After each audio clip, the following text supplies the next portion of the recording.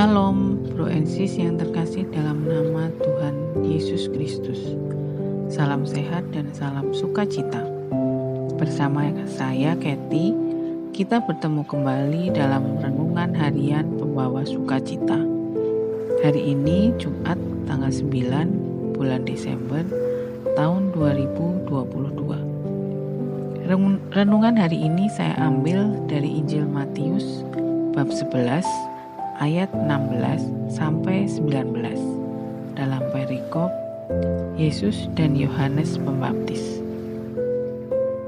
Dalam bacaan Injil hari ini, ayat yang menarik buat saya adalah ayat yang ke-19 yang berbunyi, "Kemudian Anak Manusia datang, ia makan dan minum, dan mereka berkata, 'Lihatlah, ia seorang pelahap dan peminum, sahabat pemungut cukai dan orang berdosa, tetapi hikmat Allah dibenarkan oleh perbuatannya.'"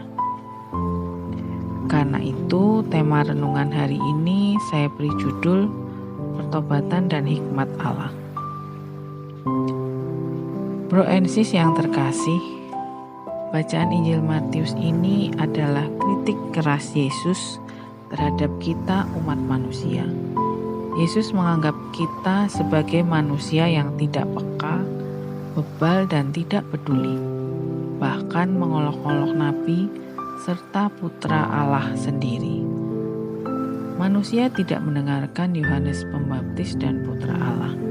Manusia tidak paham dan tidak mengerti kehendak Allah karena manusia belum bertobat dan belum mewujudkan sikap hidup yang peka akan keadaan sekitar serta terlibat aktif dan nyata supaya hidup manusia selalu bergerak memperoleh hikmat Allah. Bro and Sis yang terkasih dalam Yesus Kristus, saya tertarik dengan ayat yang ke-19 ini karena ayat ini menunjukkan pada saya cara untuk memperoleh hikmat Allah dengan kepedulian, kepekaan, dan pertobatan. Pertobatan yang berwujud nyata, keterlibatan aktif, dan sepenuh hati. Selama ini seringkali atau bahkan selalu pertobatan saya hanya di seputar kamar pengakuan atau ibadat tobat atau dalam doa-doa pribadi mohon ampun atas dosa-dosa saya. Itu pun kadang sebatas dosa dan salah yang itu-itu saja, tidak disertai dengan refleksi dan tidak dengan sepenuh hati. Seringkali saya juga seperti yang disebut Yesus sebagai angkatan ini dalam Injil Matius, yang bebal dan tidak peka, tidak tahu mana dosa saya. Jika akan mengikuti sakramen tobat, harus berpikir lama, apa ya dosa saya? Kalaupun menemukan ya yang disebutkan dalam ruang pengakuan, seringkali hanya dosa umum yang berulang-ulang setiap sakramen tobat setahun sekali atau setahun 2 kali. Sungguh sangat memalukan, hina dan bodoh. Hampir setengah abad hidup saya di dunia ini dan menjadi pengikut Kristus, ternyata masih selalu penuh dosa. Nah, dalam ayat ini saya dibukakan mata hati dan pikiran saya.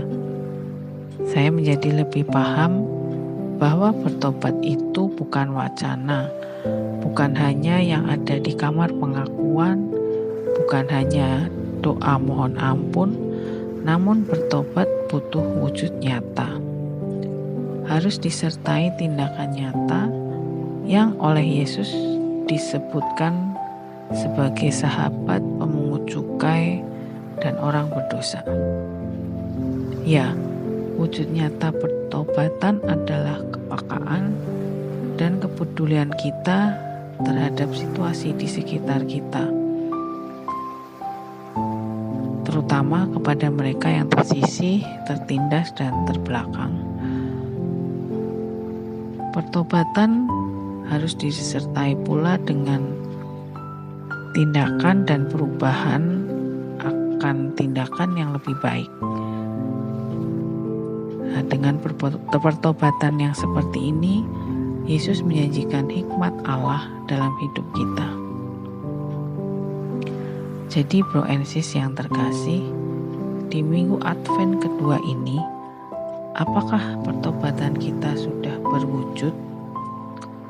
Bentuk pertobatan hendaknya berwujud nyata dan ada hasilnya. Seberapapun dan apapun itu, yang penting disertai kemauan dan ketulusan untuk benar-benar mewujud nyatakan pertobatan.